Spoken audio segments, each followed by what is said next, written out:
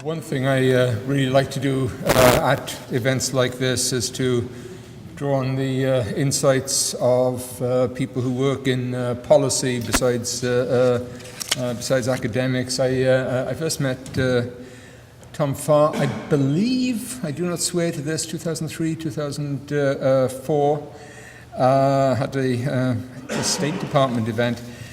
In 2008, he wrote an excellent book called Faith and Freedom, Why International Religious Liberty is Vital to American National Security.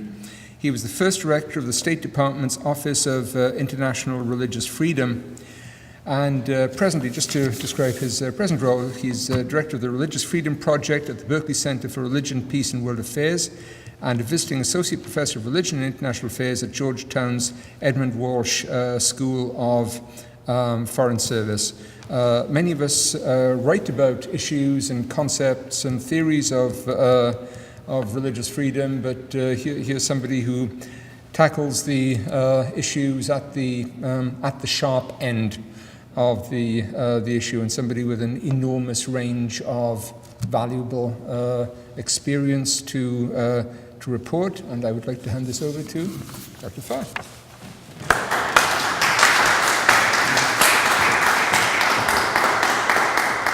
Thank you, Peter. I'm very grateful.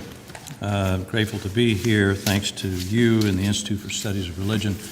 Byron Johnson, who I don't think is here at the moment, earlier today mentioned that there was a partnership between Baylor and Georgetown and my Religious Freedom Project, which we're really delighted to have.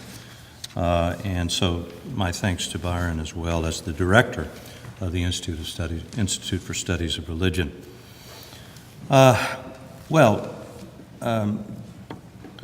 Philip, I was really intrigued with your entire talk, particularly your theological reflections at the end. And I know I'm supposed to be the government official here, and I promise not to impose my theological reflections on you, or on myself for that matter. But I was troubled by the question you asked about, how do we think about this when Christian communities disappear?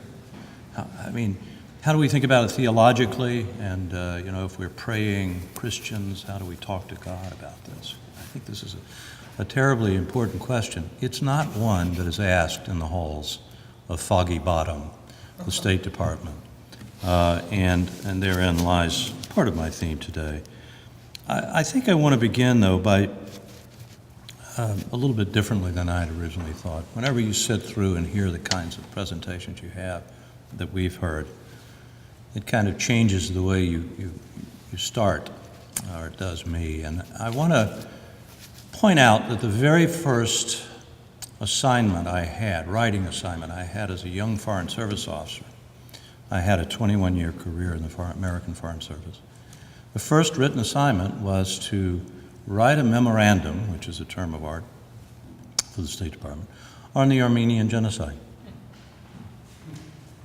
And I was to give a judgment on whether this legally constituted genocide. I hadn't thought of this, Peter, for many, many years until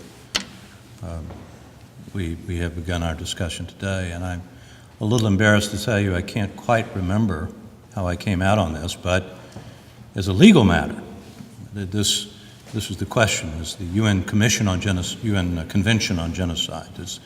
did the intentionality exist? And I think, having heard you and everyone speak, I probably would have swept aside the legal question, but the legal question is an important one.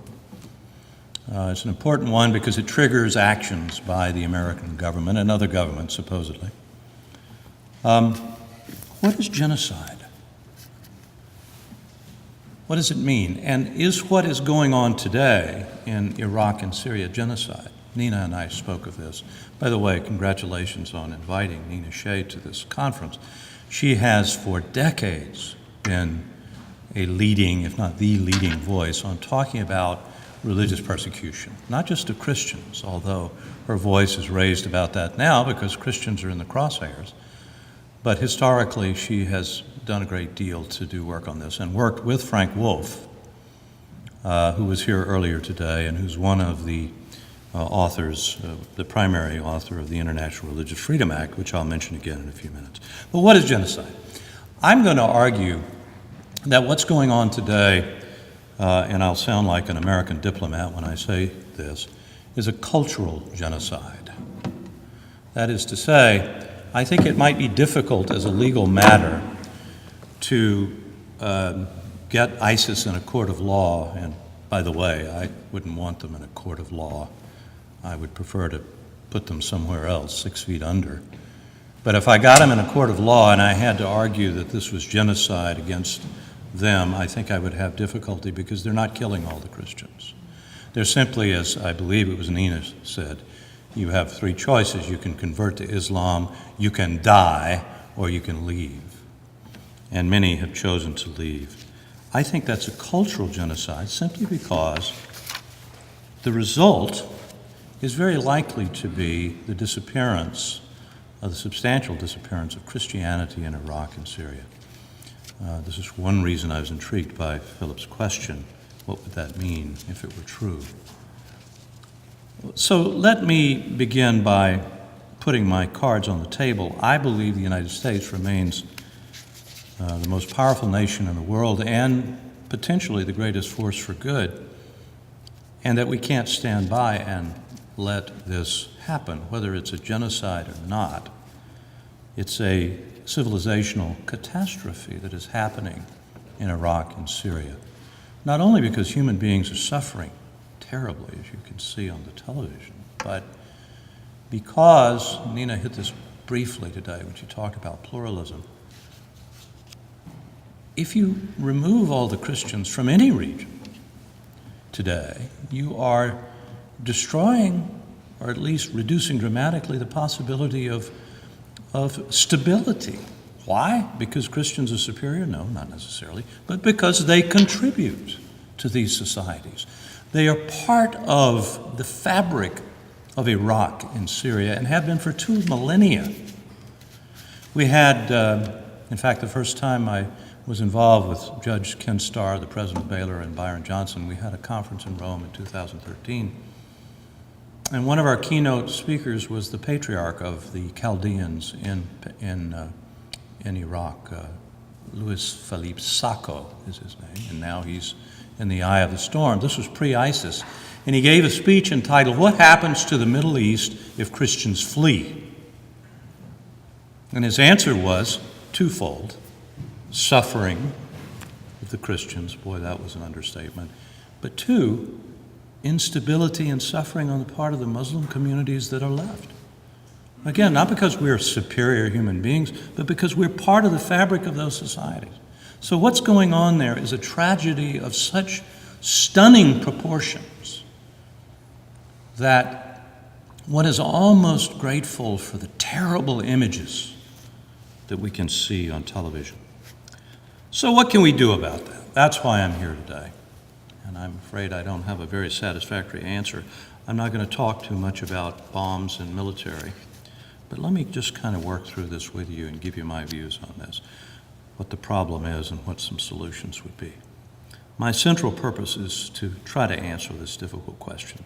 For example, is there sufficient justification for the United States government to take the necessary action to stop this catastrophe and prevent it from spreading beyond Iraq and Syria and ensure it doesn't happen again, even if there is justification? Can we succeed? I mean, sometimes you see that something needs to be done, but you conclude you can't do it.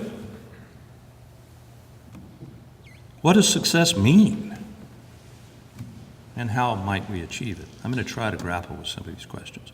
In fact, as you know, the United States has generated a military campaign against the perpetrators of these tragedies, the so-called Islamic State of Iraq and Syria, or ISIS, which has taken huge swaths of territory in Iraq and Syria, and is in the process of killing or exiling Christians there, in effect ending the very presence of Christianity where it has existed for 2 millennia.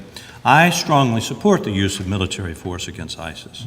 Although I have concerns about some of our military strategy, I believe that an effective use of military force is the only short-term means to prevent the utter elimination of Christians and Christianity, as well as Yazidis and other religious minorities in that part of the world. And as I will observe in just a moment, I believe we had an opportunity a few years ago to prevent the rise of ISIS, but we failed to take that opportunity. We should not make that mistake again. So at the broadest level, the question I want to engage is this. Assuming that we can achieve the stated goal of the Obama administration, which is to degrade and destroy the ISIS military force and thereby prevent the annihilation of religious minorities in Iraq and Syria, what comes next? Will the military destruction of ISIS remove the threat that it represents? And can we then declare victory? And the answer is that we cannot.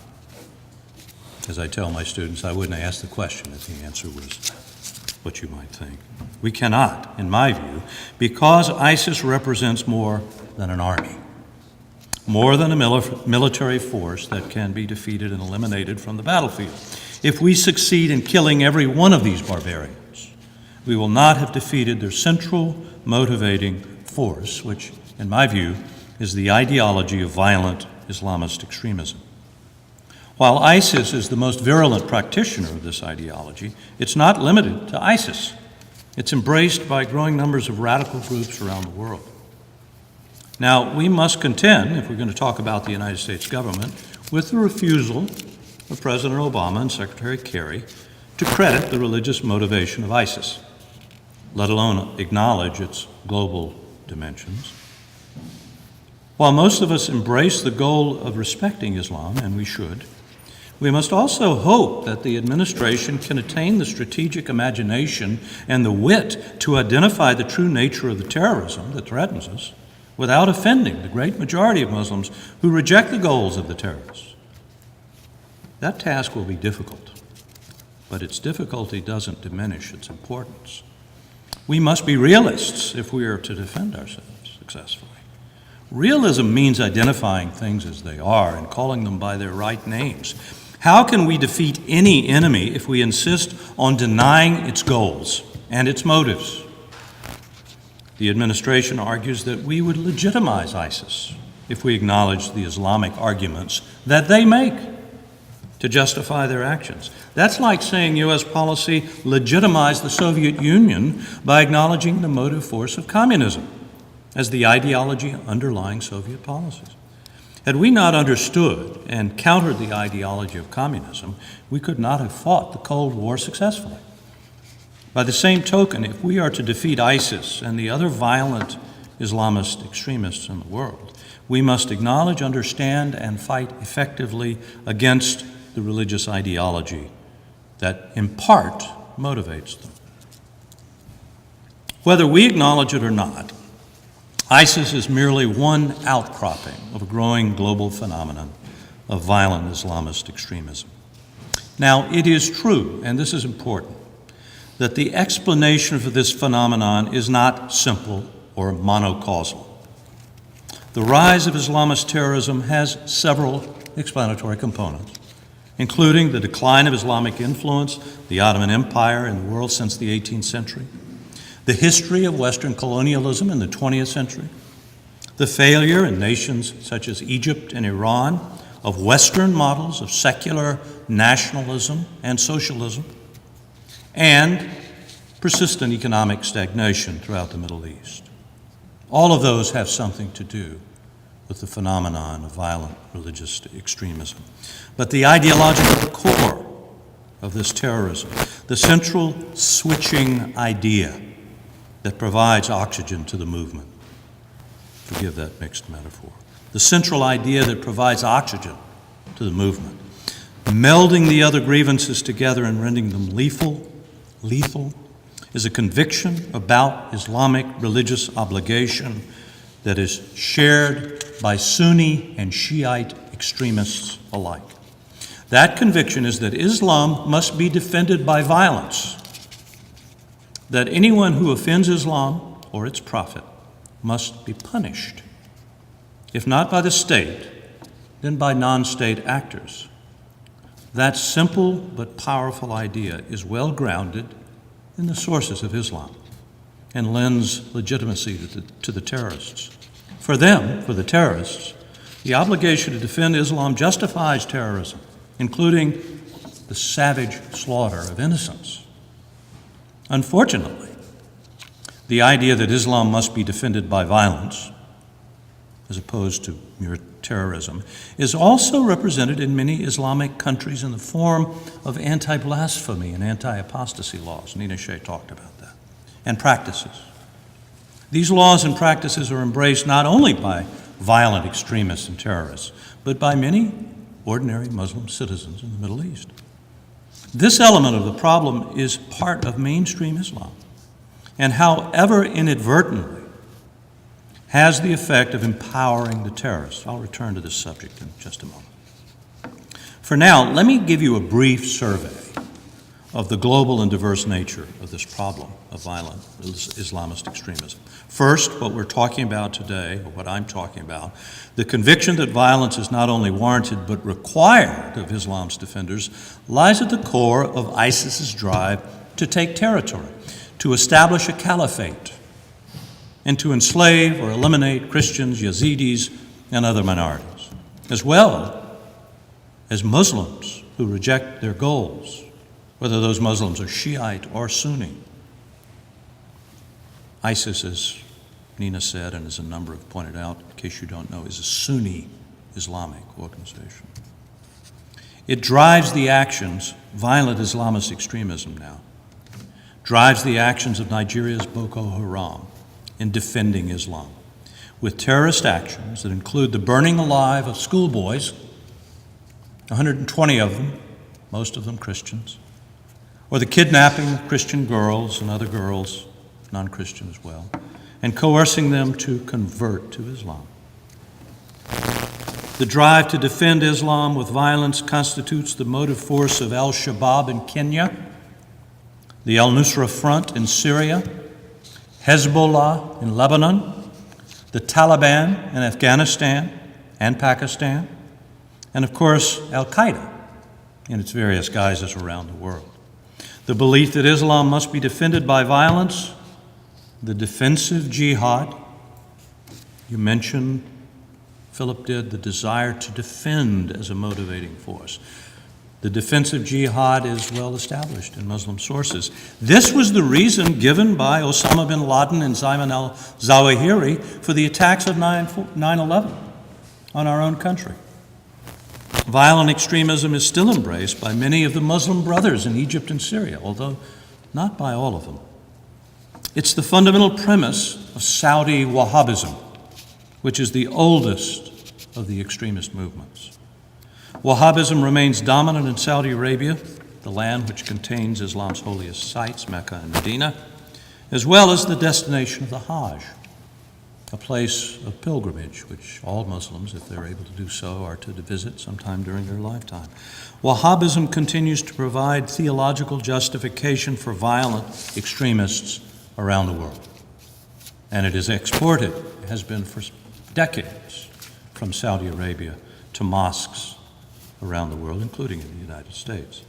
The ideology of violent Islamist extremism is also a primary force in Saudi Arabia's enemy to the east, Shiite Iran, whose ruling ayatollahs sanction the stoning of women, the torture and persecution of Baha'i, which is in their view, an Islamic heresy, and Christians, and the funding of Islamist terrorists, including both Shiite and Sunni terrorists funded from Iran, who have killed Americans.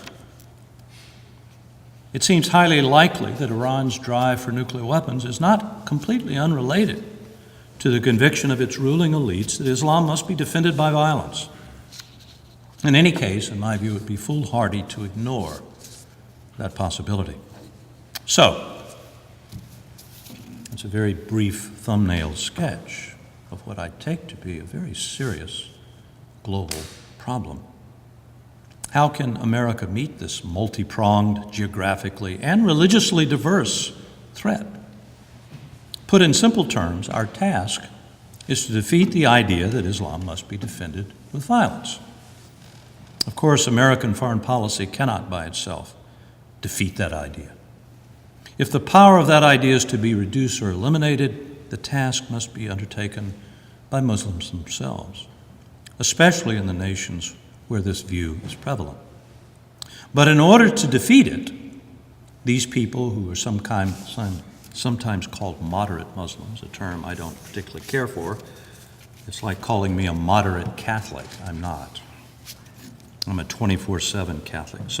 But it's a term widely used in American discourse, moderate Muslim. Call them liberal Muslims with a small l. In order to defeat it, liberal or modern Muslims must have something they've never had. It's called religious freedom, meaning full equality in law and culture for all religious groups, in private and in public. Of course, religious freedom is unlikely ever to occur without a political context of stable self-governance. So here's where American diplomacy must involve itself: to assist and encourage these nations to move toward religious freedom and stable self-governance. Now, if you've paid attention for the last decade, you've heard some of this before, and you know that it's a very tall order. And I have this written with capital letters in my text here. Very tall order. History is replete with failed Western attempts to encourage stability and even democracy among the nations of the Middle East, including most recently U.S. attempts under President George W. Bush in the so-called Ford Strategy of Freedom. The Arab Spring was an indigenous democratic movement, which also appears to have failed, at least for the time being. So what makes anyone think that we can succeed? Or perhaps I should say, what makes me think we can succeed? And why should we even try? Other than our humanitarian concerns, our desire, the moral impetus to stop the suffering, which we all share. Are American national interests involved in this problem? Well, as I've already suggested, I believe they are. The ideology of violent Islamist extremism threatens our national interests. If unabated, it will ensure that the entire Middle East remains a cauldron of violence and instability. It will threaten the stability of Egypt, Jordan, Afghanistan, Pakistan, and ensure the perennial instability of Syria. This will have extraordinary economic, strategic, and national security implications for the United States. Shiite Iran will continue to fund and support Islamist terrorism. It will continue its drive for nuclear weapons and will influence the determination of Sunni Saudi Arabia to develop its own nuclear capability. As such, it could portend the proliferation of nuclear weapons in the Middle East, and even the possibility of nuclear war. And the security of Israel, of course, will be severely threatened. Violent extremism will render Iraq, Afghanistan, and Syria veritable training grounds for terrorists. Most important of all, it will provide the motive for Islamist terrorists once again to attack the American homeland, as they did in September 2001. In this sense alone, the survival and spread of violent Islamist extremism and terrorism constitute a serious and mortal threat to the national security of the United States. So my argument to you is that the only long-term antidote to Islamist terrorism cannot be military force alone, because you can't kill an idea with bullets. Even if we could defeat the terrorists with force, which we cannot, the American people would be unlikely to support its sustained use, given the extraordinary cost in blood and treasure that we have already encountered, and that surely it would entail in the future. I heard Nina Shea today say for the first time that she did not support, well, I shouldn't say for the first time, it's not that she supported ground troops before, but I was a little surprised to hear her say that. I think she reflects the views of a lot of Americans. They don't want to send our sons and daughters back into that part of the world. And the reasons are obvious why people feel that way. The hard reality is that stability in the Middle East can only be achieved by convincing key countries, such as Iraq and Egypt, that they must move toward the kind of religious freedom that can undermine terrorism in their own countries. So, how can American diplomacy help them achieve these goals, which will be, admittedly, very difficult? The only thing more difficult would be to send American troops back into that area. Given the suspicion in that area of the very concept of religious freedom, which we can talk about later if you like, why would they agree to move in that direction? What possible motive would Iraq have for adopting religious freedom, or Egypt, let alone some of these other countries? Let me begin to answer that question by asking you to engage with me in a little bit of historical memory and a little bit of imagination. Don't need to go too far back, though. Everybody in this room is old enough to remember the surge. You remember the surge in Iraq, 2007, 2008? It was an American troop surge under President Bush in the last couple of years of his presidency, under General Petraeus at the time. As of 2009, the surge had achieved some success. It had helped to stabilize Iraq, at least for the moment. The insurgency of the Sunni minority in Iraq, which had been going on for several years, had stopped. Al-Qaeda in Iraq had been driven out, in part because it had treated Iraqi Muslims, both Sunni and Shia, with such savage brutality that Iraqis recoiled in horror. For example, when Sunni families failed to support AQI, Al-Qaeda in Iraq, AQI sent to the parents of these families the heads of their children in coolers. Now imagine that the United States had seized that moment, had acted forcefully at this point, using all the influence and leverage at its disposal in 2009, which included, 100,000 troops still there, lots of diplomatic energy at the time, to drive home one lesson to Iraq. If you do not learn to live together,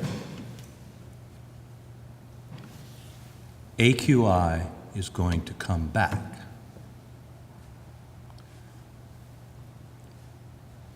If you cannot move toward equality in law and culture for all Iraqi citizens and religious groups, they will return, bringing their barbarism back with them. Well, if you recall what happened, we did not drive that point home to the Iraqis. We gave lip service to it, but by 2009 it was clear that our main goal was to get out. And we did. We took our troops and our leverage with us. And what happened? As America withdrew its troops, the Shiite government of Iraq reverted to a kind of majoritarian tyranny, excluding the Iraqi Sunni community as it had before. In due course, the Sunnis restarted their insurgency. Instability returned, and so did AQI, this time calling themselves ISIS, the successor to Al-Qaeda in Iraq. And this time, ISIS expanded its barbarism, extending it not only to the Muslims of Iraq, but to the Christian and Yazidi minorities, raping, enslaving, decapitating, burning people alive, and putting it all on television. Ironically, the savagery of ISIS has provided, in my view, the United States a second chance. If we're willing and able, we now have a renewed opportunity to drive home the utter necessity of religious freedom for the Iraqis. And in due course, God willing, the Syrians, the Egyptians, Pakistanis, the Afghans, and other nations of the Middle East, especially those that are grasping towards self-governance and democracy. This is a harder case to make for Iran and Saudi Arabia. Our message is that we have all failed to eliminate the scourge of terrorism. Our first task is to destroy the military force of ISIS, but if we succeed in doing that, and we must then create the institutions and habits that will prevent ISIS from returning. All right. What's the evidence that this can work? Is there any? Can religious freedom really undermine violent religious extremism? In fact, there's a great deal of evidence, some of it, I would argue, common sense. And some of it derives from scholarship. Several of my colleagues in the Religious Freedom Project, Timothy Samuel Shaw of Georgetown, Dan Philpott of Notre Dame, Will Inboden of the University of Texas, sociologist Brian Grimm, have been writing extensively for years about why and how the institutions and habits of religious freedom undermine religious extremism. And as this scourge has grown, other scholars, unrelated to our project, are examining the effects of religious freedom on religious terrorism. Let me just give you one example. I'm happy to provide, by the way, if anyone is interested, all of these references for you and the papers. Last year, two professors at the State University of New York, I don't know either one of them, I'm delighted. I mean, aren't you happy when you find somebody you don't even know agrees with you and they're doing work out there on their own? Nilay Saya and Anthony Syme at State University of New York conducted an empirical analysis of religious terrorism in order to determine its causes. Their analysis concluded, and I quote, "Religious terrorism is indeed a product of a dearth of religious freedom, a scarcity of religious freedom. The best way to combat religious terrorism is not by restricting religious practices, but rather by safeguarding their legitimate manifestations." Unquote. Why might this be true? There are many answers. Interestingly, though, they're not new answers. Guess who understood this? The American founders, John Locke, William Penn, James Madison. The American colonies had their own forms of religion-related violence. As you may know, in the 17th century, Quakers were tortured and hanged on Boston Commons for refusing to stop proselytizing. This, by the way, is one of the reasons, my knowledge of this, why we spend an awful lot of time in our project talking about the importance of proselytism. That's another subject. It's a very difficult subject. They fully understood, the American founders, the role of religious liberty in removing the rationale for religious violence. The logic here is not difficult. At our founding, the American understanding of religious freedom placed all religious voices on an equal footing under the law.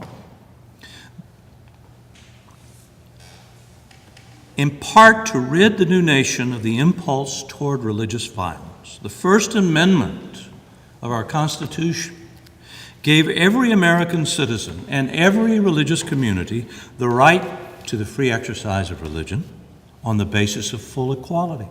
That doesn't mean the right to do everything you want to do because your religion tells you you have to do it.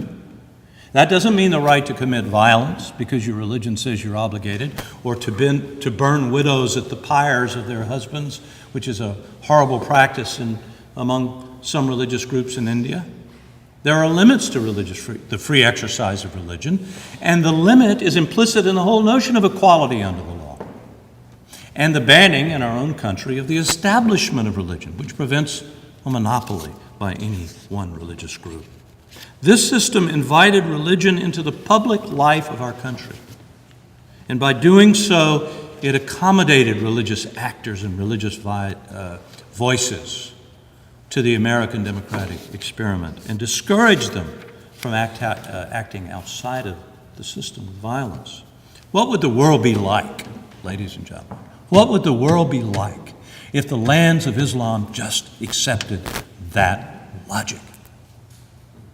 We can defend our religion. We should. Any Muslim should defend his or her religion, should have the right to do it without violence. What if key nations who are struggling to achieve democracy in the Middle East decided to increase social harmony and political stability by moving toward religious freedom? To fight the return of ISIS or the violent elements of the Muslim Brotherhood or the scourge of the Taliban by adopting religious freedom. Societies in which all religious groups are equal in law and in culture. History makes it clear that doing this will be extraordinarily difficult. There are many obstacles, including suspicion of American motives and the continued existence of what I call gateways to extremism, the anti-blasphemy laws. But again, ISIS has provided a new opportunity for undertaking this effort. For the nations of the Middle East already seeking stable democracy, security, and economic growth, we can make the argument that moving toward religious freedom will help you achieve what you are already seeking. Whereas in the past you have thought of religious freedom as a Western Trojan horse, which is such an irony because the French and the Brits don't believe in the kind of religious freedom that I'm talking about. The Americans ought to, but the point is, Muslims have always suspected this. If we can make an argument that this will help you get what you want, what everybody wants, security. People don't want their children to be murdered. They want jobs, they want economic growth, they want education. They want a government that works. Well, guess what? You can't have it unless you can move toward religious freedom. All right. Maybe I'll end with this. I always say that just to wake people up, and then I go on and on and on. I'll try not to do that. How can we do this? How can American diplomacy pull this big rabbit out of its hat? Well, as it happens, for 16 years we've had a statutory obligation to do that. And the author of the legislation which requires us to do that, happens to be sitting in this room, former Congressman Frank Wolf, who is more responsible than any other human being for the passage of the International Religious Freedom Act of 1998. It's a long bill, but what it says is basically that signed by President Clinton, passed unanimously in both houses, and it says to the President of the United States and the Department of State, thou shalt promote religious freedom in our foreign policy. So we've now had 16 going on 17 years, 3 administrations of both political parties. We've had enough time to take a look at it. This law, the IRFA, the International Religious Freedom Act, mandates, as I say, the advancement of religious freedom, and in order to accomplish this, it establishes a very senior diplomatic official called an ambassador at large for religious freedom. Now, that's a term of art. You've heard of ambassadors. An ambassador at large is not a large ambassador. It's an ambassador that has the whole world at his or her portfolio, and usually they're in Washington. They're not stationed overseas like our ambassador to Germany would be in Germany. Very senior official. That ambassador heads an office in the State Department and is charged under the IRFA to represent the United States abroad in advocating for religious freedom, doing all the stuff I've just been talking about. Among other things, the ambassador produces an annual report on every country in the world, the status of religious freedom. It's a good report. If you're interested in this, check it out. And an annual list of the worst violators, the really bad guys. You can imagine who's on that list. Virtually all of the countries that I've been talking about up to this point are on that list. And the president is required to take some action against the countries on that list. Come back to that. That's inside baseball. We can talk about that if people are interested. In addition, IRFA established an independent body. This is a very American thing to do. This is the way I like to tell the story. Congressman Wolf probably wouldn't agree with this, but I like to think that Congress saying to the State Department, okay, do this, promote religious freedom, but we know you're not going to do it. So we're going to establish an independent commission to help you do it, to be a watchdog. And this commission holds its own hearings. It's got its own direct appropriation from Congress. It has 9 eminent Americans from all religious traditions. It's appointed by both political parties. Some of the smartest people you'll ever meet, one of the best staffs you'll ever see, because it has a direct funding from Congress. And it makes great recommendations which are routinely ignored by the State Department. Nina Shea, by the way, served on the commission for many years. She mentioned it a little earlier today. So, okay, we have a senior diplomatic official, an ambassador at large.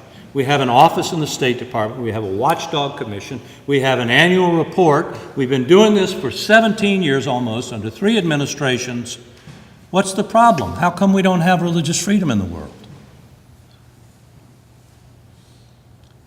Well, if you ask how we're doing, I'm afraid the answer is not a very good one. Let me just give you one statistic to tell you what I'm talking about. Somebody mentioned, I forget who it was, the Pew Research Center. It may have been Philip. Pew Research Center is a nonpartisan research center in D.C. They put out an annual report basically on religious freedom. Here's the latest, put out a month ago. Now listen to this. They survey every country in the world. And by the way, one of their major sources is the State Department's report. 77% of the world's population, that's 77 out of 100, live in countries where religious freedom virtually does not exist. Now, because 2 of those countries are China and India, and that's not quite fair about India. India is an interesting, I don't want to say it doesn't exist, leave that aside. Where religious freedom is severely restricted, let's put it that way. There are about 70 countries in the world where this problem exists in such a serious fashion. And those 70 countries have about 77% of the population of the world in them. Well, guess what region of the world is included in those 70 countries? Every one of the countries that we're talking about today. There is no religious freedom in these countries. Now, I'm not blaming the State Department, where I worked for 21 years, for this. It's not our fault. But we've been doing this for almost 17 years. We're the most influential country in the world. I started by saying we're the most powerful country in the world, and potentially the greatest force for good. Surely we should have had some impact on this. And if you look at these studies, it's getting steadily worse. It's been getting worse for the past decade. I was once asked in a congressional hearing, can you name one country in the world where over the last decade and a half the United States has reduced religious persecution and increased religious freedom? And I had to say no. At one point, there was a case to be made for Vietnam. You remember John Hanford got Vietnam on the CPC list, the list of bad violators. Then he took them off when they stopped doing some bad stuff. But guess what? After we averted our gaze, they started doing the bad stuff again, which was forced renunciations of faith, destruction of churches and Buddhist temples. You have to attack the structures of persecution. We haven't done that.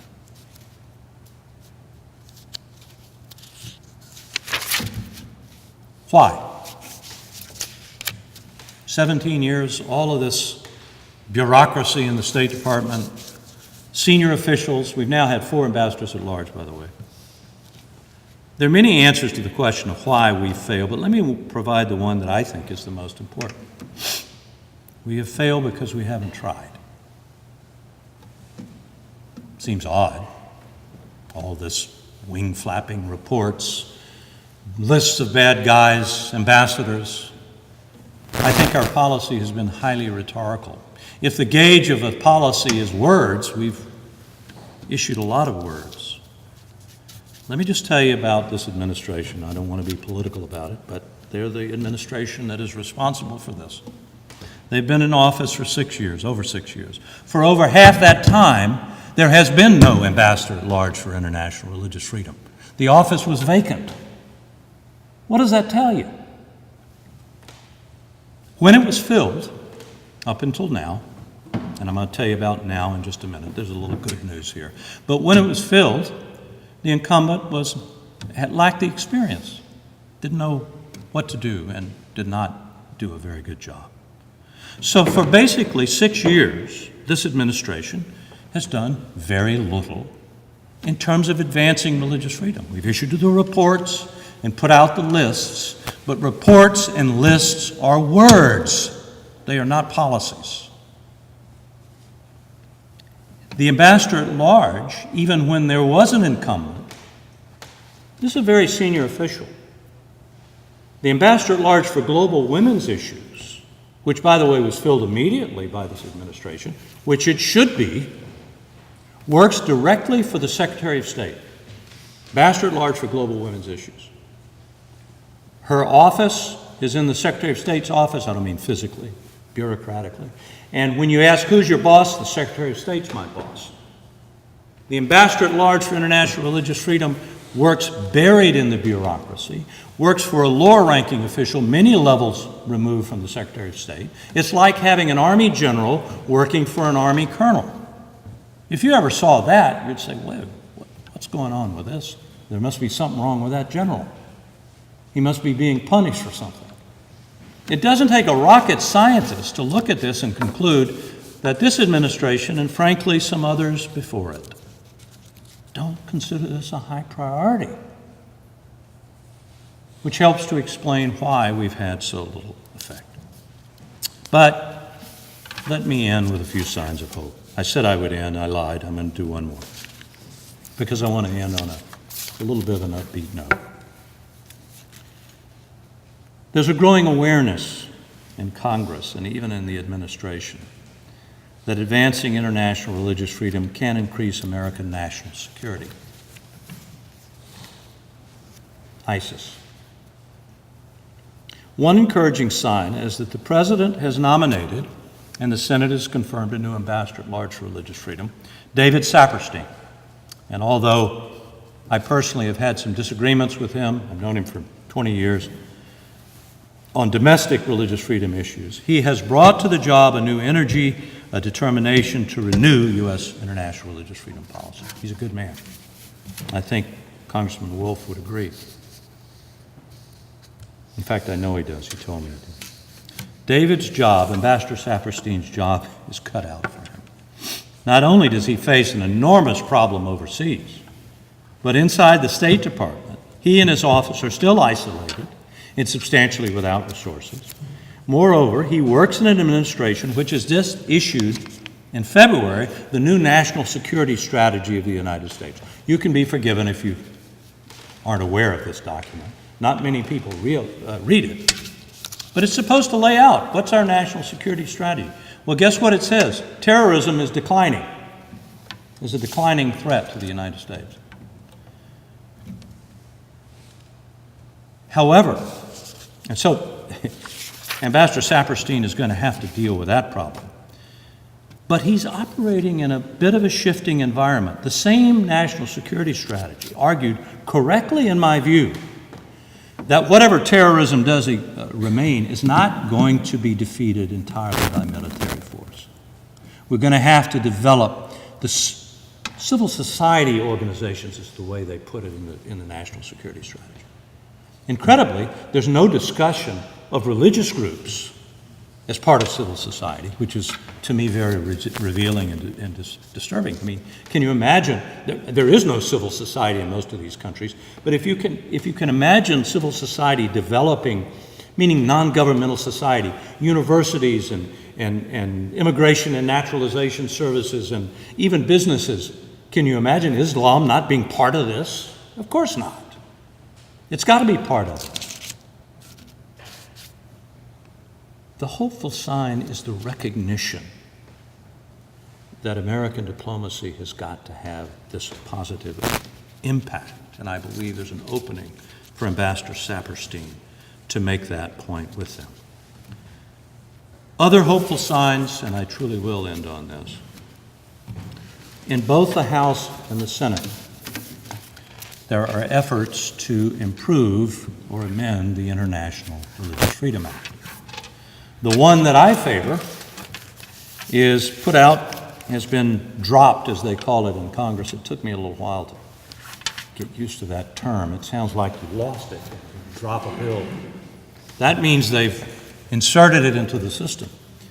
It's called the Frank Wolf International Religious Freedom Act, presented by Congressman Chris Smith of New Jersey, who is another champion of religious liberty.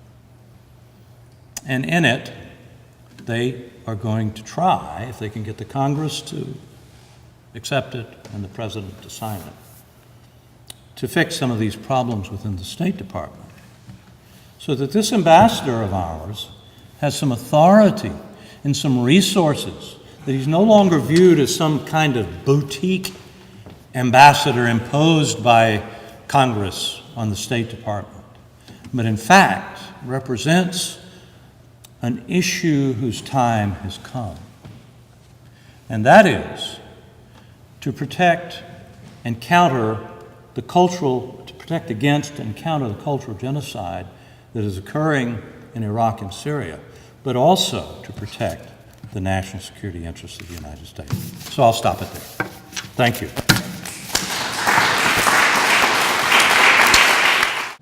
Yes, sir. So, for a long time, the U.S. has been pushing democracy overseas, but we never really succeeded in, for example, instituting democracy in Iraq. So what's your vision for pushing religious freedom different from that? First of all, a slight amendment. I agree with what you've just said, with this exception. This president stopped the democracy promotion in the Middle East. Whether that was a good idea or not, it's up to you. But we had, after 9/11, President Bush decided, for better or worse, that the only way we are going, and he used the phrase, drain the swamps of terrorism in Afghanistan, Iraq, and elsewhere, was to promote democracy in these countries. And he called it a forward strategy of freedom. And he gave a big speech at West Point and another one somewhere else. And in a sense, we've always been doing this. Some of you may remember President Ronald Reagan giving a great speech at Westminster in 1983, in which he announced something called the National Endowment for Democracy, which still exists and gives away billions of your dollars every year to implant the institutions and habits of democracy. And at the time, he and Tip O'Neill, who was the Speaker of the House, agreed, and there was an uncommon, not unanimity, but consensus among Democrats and Republicans. This was still in the middle of the Cold War, mind you, that it was in the strategic interests of the United States to advance the institutions and habits of democracy. So what Bush did that was different was react to the terrorist attacks of 2011 and take this democracy promotion effort into the Middle East in a way where it had not existed. The way we had dealt with Islamism and Islamist terrorism, to the extent there was an awareness of it prior to 9/11, was to support tyranny, to support autocracy in the Middle East, whether it was Mubarak and his predecessors, or the Shah of Iran, or King Abdullah, or King Saud of Saudi Arabia, whoever the king was before Abdullah. Probably Saud, that's a good guess. Autocrats. The way you keep the lid on terrorism is put a lid on it. Autocracy. So that's what changed with 9/11, the forward strategy of freedom. We drained the swamps by getting rid of the autocrats. And getting back to your question, you said it didn't work, and I agree with you, it didn't work. The question that I grapple with is whether, therefore, the answer is we just get out of the democracy-promoting business. And as I've suggested, the answer is no. I didn't put a big emphasis on democracy in my remarks. I talked about religious freedom, but I believe the two go hand in hand. If you notice, I didn't talk so much about promoting religious freedom in Iran and Saudi Arabia, because those are two very, very tough nuts to crack. Neither one of them are moving toward democracy. One could argue, as the Iranians do, that they themselves are a Shiite democracy, thank you very much, and we have it like we want. But it is those nations that themselves are grappling toward democracy where I think we can do this. So this is, I'm sorry for the long-winded answer. You asked, sorry, I didn't answer it yet. You thought I had. Why would anybody go along with this? I mean, isn't that the essence of your question? If we failed at democracy, why would they accept religious freedom? Is that really what your question is? My answer is ISIS. My answer is, if you want to get rid of all of the problems that ISIS and its ilk, remember I made this comparison with violent Islamist extremists, which are throughout that area, and in fact, the idea of Islamism is everywhere in the world. If you want to get rid of that, the only way you can do it is allowing moderate Muslims to speak out against it. Remember the example I gave of the Afghan graduate student who wrote a paper saying men and women are equal. The Quran didn't. Oh, did I get to that? No. I don't think I did. I don't believe so. I cut that out. Let me give it to you now. It's a very short story. It has the advantage of being true. I don't always tell truth, but this one is true. He was an Afghan graduate student, I think in 2009, just a few years ago. Post-invasion, it was an American brokered democracy. And it had actually guarantees for religious freedom in the Constitution. And this graduate student in journalism in Kabul wrote a paper on the Quran. And he did some research on the internet. And he wrote that the Quran supports the equality of men and women, full equality. And he used verses from the Quran. His professors turned him in to the local prosecutor, and he was charged with blasphemy. Remember I mentioned the anti-blasphemy law. These are not terrorists. They turned in a student for writing a term paper. I love to tell my students this part of it. You know, you write a bad paper, bad things can happen, but this is a bad story. He was tried and convicted of blasphemy and sentenced to death. A graduate student. So, you got to get rid of that. And the only way to get rid of that is to convince the prosecutor and the teachers and everybody in that society that this is a gateway to extremism. Why? Because the liberals in your society can't speak out. A student can't write a paper making liberal arguments from the Quran without you threatening to execute him. Talk about prior restraint. So, advancing religious freedom is to defang the toxicity, to remove the toxicity of the notion that Islam must be defended by violence. That's the only way to get rid of ISIS over the long run, although I think you have to use military force. So I see this argument as a practical argument geared toward their self-interest. I'm not citing Article 18 of the International Covenant of Human Rights or civil and political rights, or wagging my finger about the American First Amendment or making a humanitarian argument. I'm saying you won't get what you want, which is stability, economic growth, security for your children, education, if you can't rid yourself of this scourge. And this is the only way you can do it. I think that argument is worth making. It's a lot cheaper in blood and treasure than what we're doing now. Sorry. Okay. Yes, please. Could y'all comment on any connections and parallels between the Armenian Genocide and what happened 25 years later in Germany, Poland?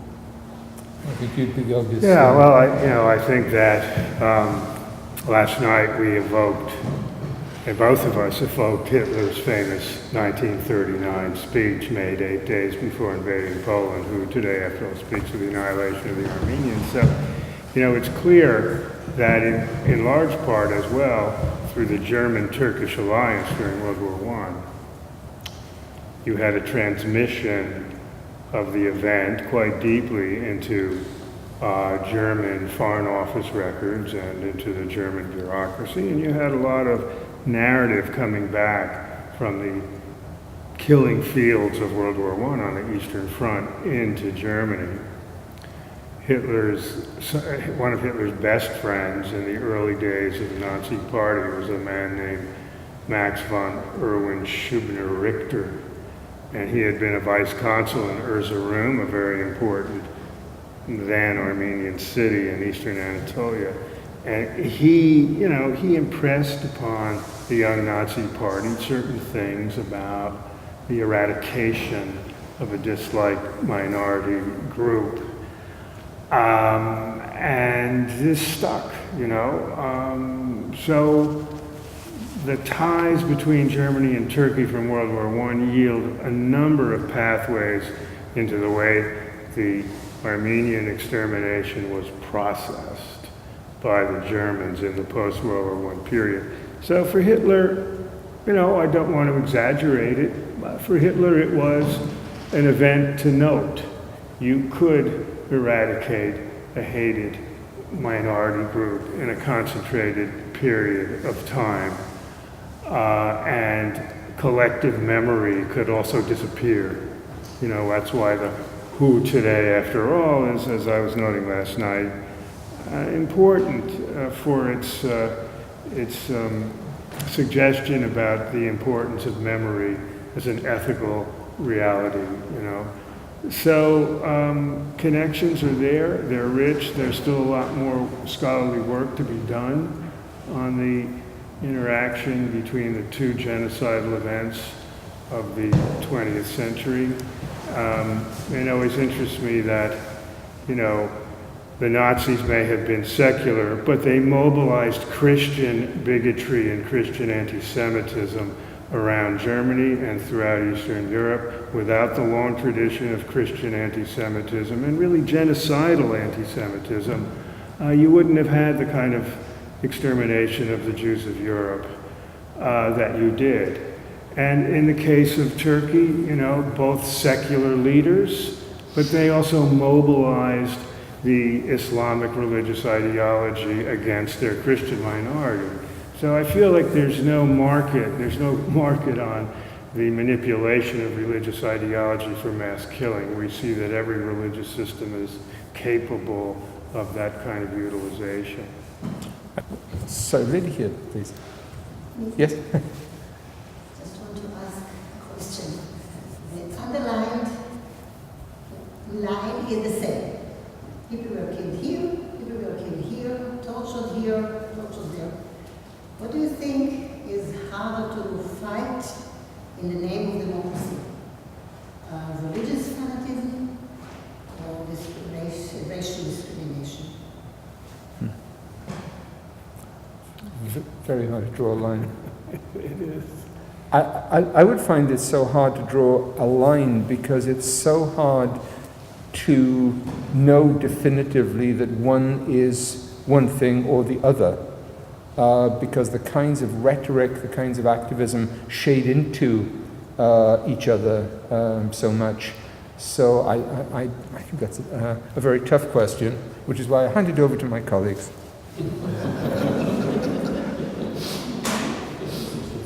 Well, I would find it similarly difficult to disentangle these two, because if we study genocidal events, we will find that they are intertwined, that ethnic identities, religious affiliations, culture group affiliations are twined in complicated ways, especially in the minds of the perpetrators and their particular.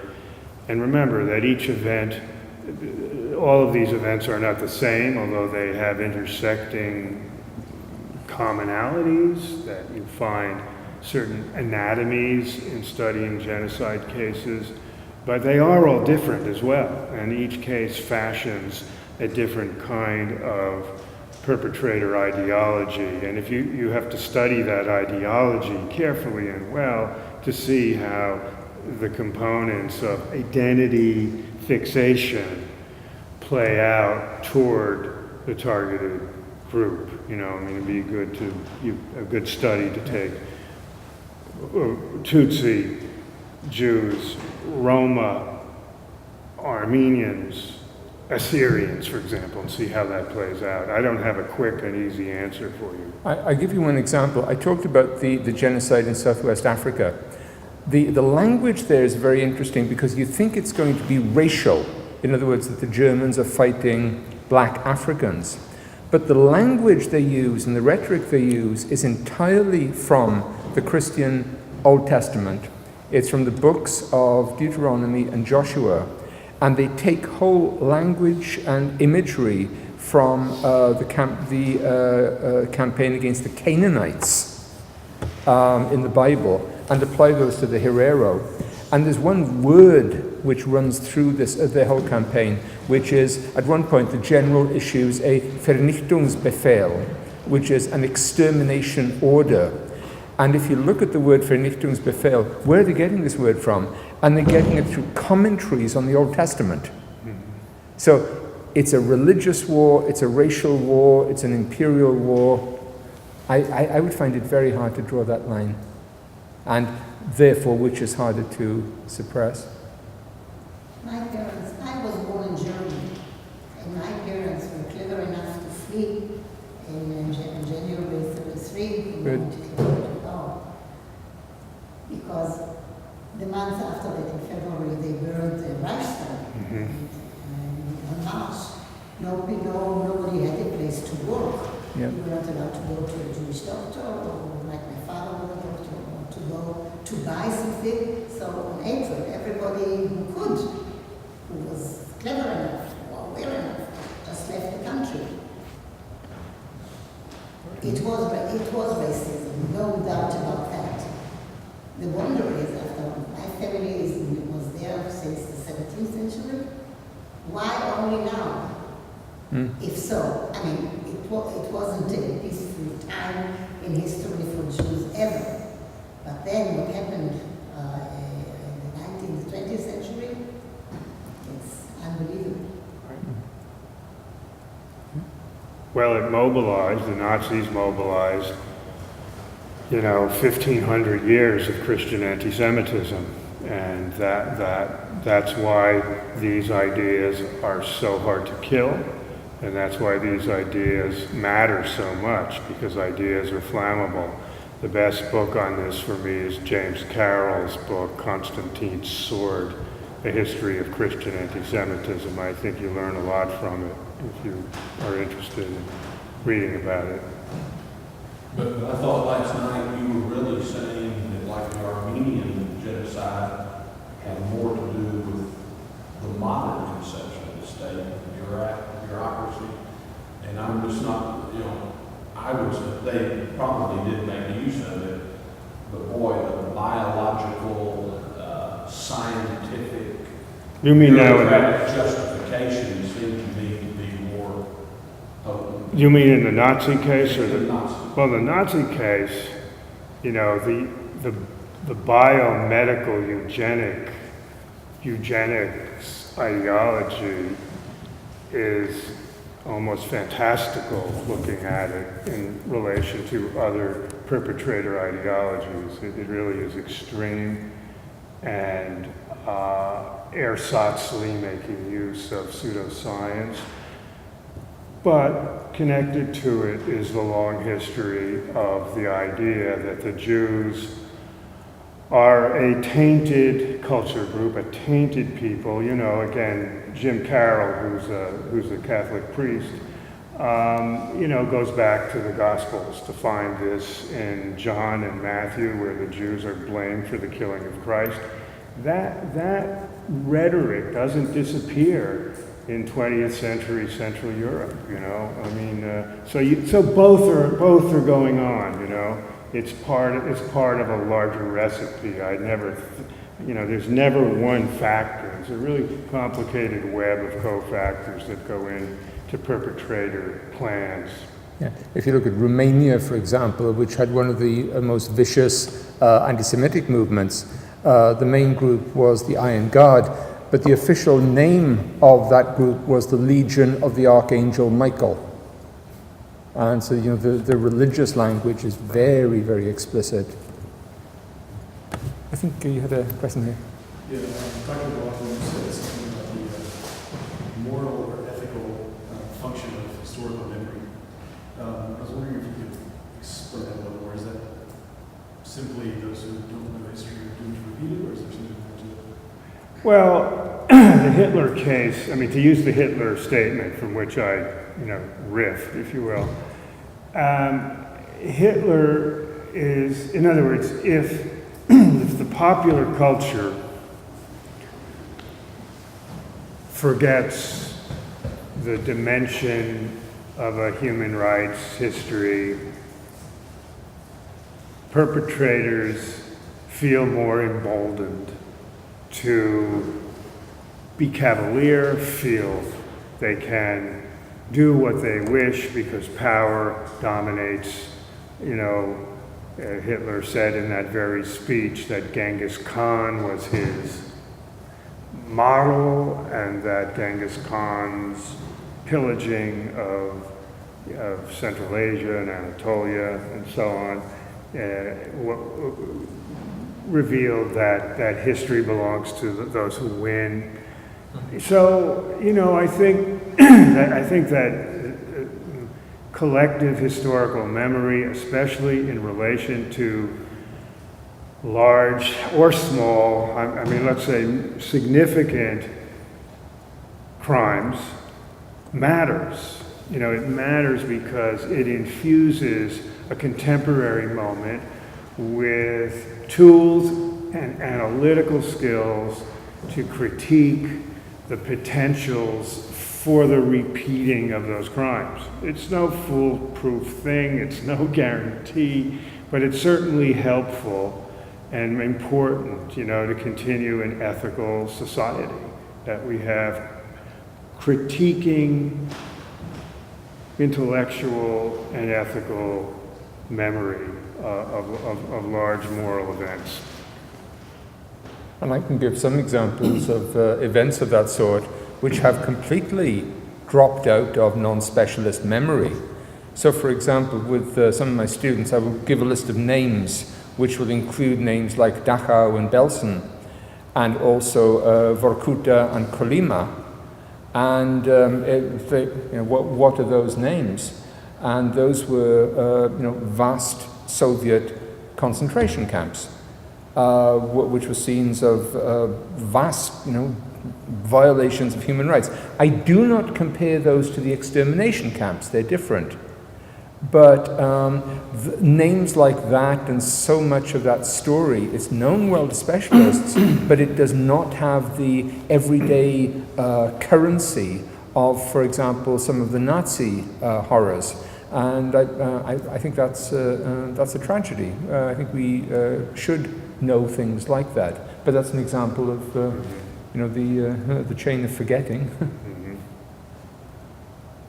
Please.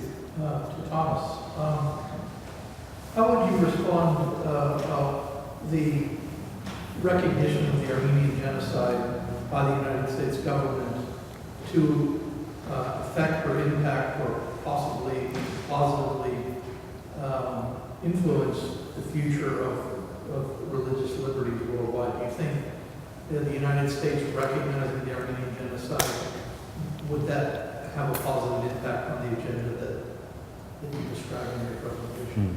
Boy, there's a good question. It certainly would make the Turks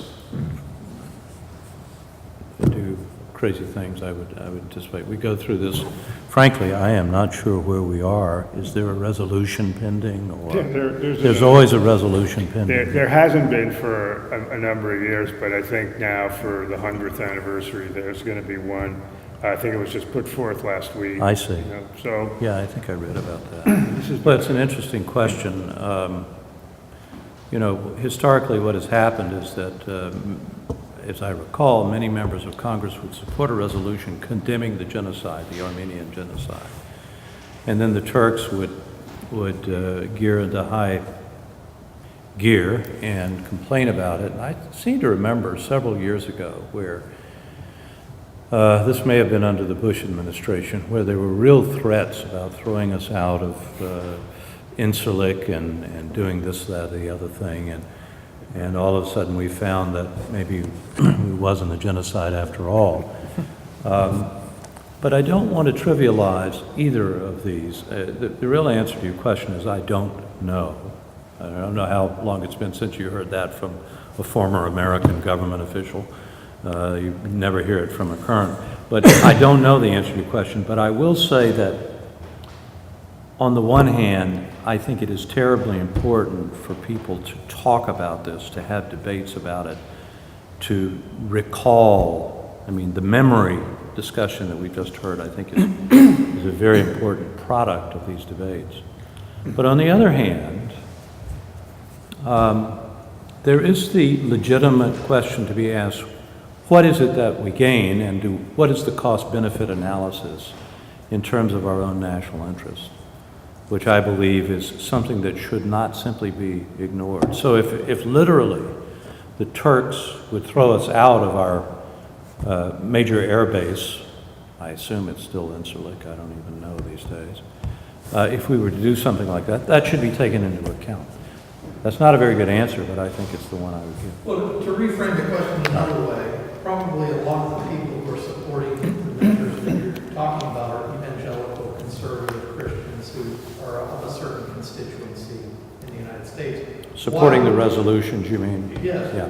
Why would you expect that same constituency to support Armenian genocide recognition? Because it seems so much of the Armenian genocide recognition efforts are done by Armenian Americans and not by these 40% of American Christians who feel passionately about the persecution of Christians. Why aren't they on board in advocacy for this? Well, I think some of them are, but like much else, they're not, one voice on this. It's a good question. I don't know why evangelicals aren't more supportive of Armenian resolutions. If I can just comment too, Yeah. having followed this, excuse me, and been part of it in at least my conversations over the years, seems to me that, and this was the case in 2007. I think I may have mentioned this last night. There was an agreement about first place, about the facts of the history, and about the importance of weighing in on this symbolic measure for ethical and other reasons. So there was no denialism in Congress. The bill was going to pass. The anxiety and fear comes in the State Department, and it comes, as Tom's noting, as a result of threats about military alliance conditions.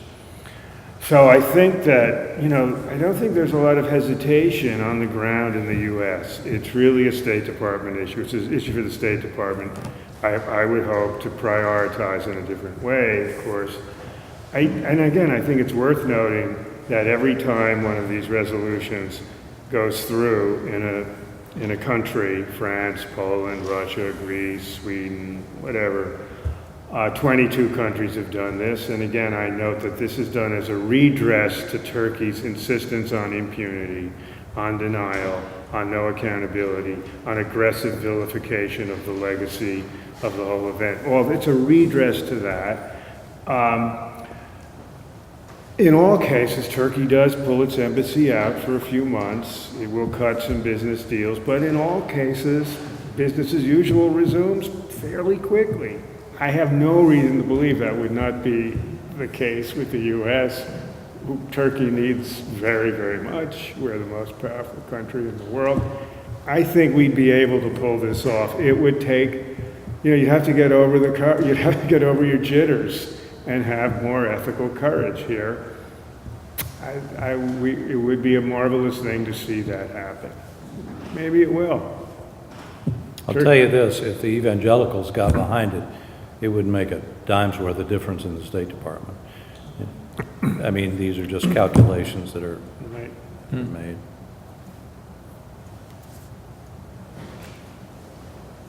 But your question's also interesting. Your observation's interesting too, that, if third parties could have an impact on client states' domestic cultural lives, that's a big if, because usually there's resistance and anger. It is to Turkey, somebody may have asked this question last night, it's to Turkey's advantage to deal with the Armenian past honestly, because it pushes mainstream Turkish culture toward democracy and toward tolerance and freedoms and toward that cornerstone of democratic life, which is critical inquiry of your own house. You know, Turkey needs that. I mean, you know, many countries in the world need that, and this would be a good thing for Turkey. But that's something that the state is going to have to ingest. A lot of people on the ground in Turkey are working toward that, and that's really hopeful. Can I just ask a follow-on? I don't know if this is the last question or not, Please. but the AKP, which is many people would call it an Islamist party. It's certainly a group of Muslims who are new in Turkey in the sense that they don't accept the Ataturkist removal of Islam from the public square. They've been in power since what, 2001? I think 2004. Something like that, over a decade. Yeah. Have you seen any difference in the way they treat this issue of the American resolution from the prior governments? The curious thing about the AK party is the policies at the state level haven't changed. They're consistent, their aggressiveness is consistent with the Kemalists. But for complicated and even paradoxical reasons, they have allowed more intellectual freedom on the ground. So it was unimaginable, even in the early years of the AK party, and certainly during the long reign of Kemalist parties, that you could have Armenian Genocide commemorations in Turkey with no violence. That I was lecturing on this subject at Boğaziçi University in October. It was a good event. I was in downtown Istanbul reading with Turkish writers at a fashionable gallery. It was a good event. There are now conferences on the Armenian past. There was this big conference on hidden Armenians among the Turkish population because of the abduction of Armenian women in 1915 period. A lot of Turkish families have an Armenian grandma, and they're now coming to deal with this. These things weren't possible. This is all a kind of post-2009, 2010 evolution. The reasons for it are many. Some have to do with the success of the Kurds in Turkey, because they have brought, with their modest momentary victories, they have brought multiculturalism more deeply into Turkish society. Some has to do with a young generation of progressive Turks. Some has to do, I would argue, with the power of the internet. For various complicated reasons, we have more openness on the ground for the moment, and that's always a hopeful sign. But government policies, no, they haven't changed. Well, I wish you hadn't added that last sentence, because I was looking forward to ending the day on the phrase, a hopeful sign. I'm going to call a close there, if I may. I want to thank our speakers and thank Nina Shea also for the presentations. And as I said, holding an event like this was so important, because if Baylor can't focus on issues like this, who should? This is so fundamental to what we do. So I thank you all very much for being such loyal attenders and listeners and questioners, and thank you so much. Travel safely.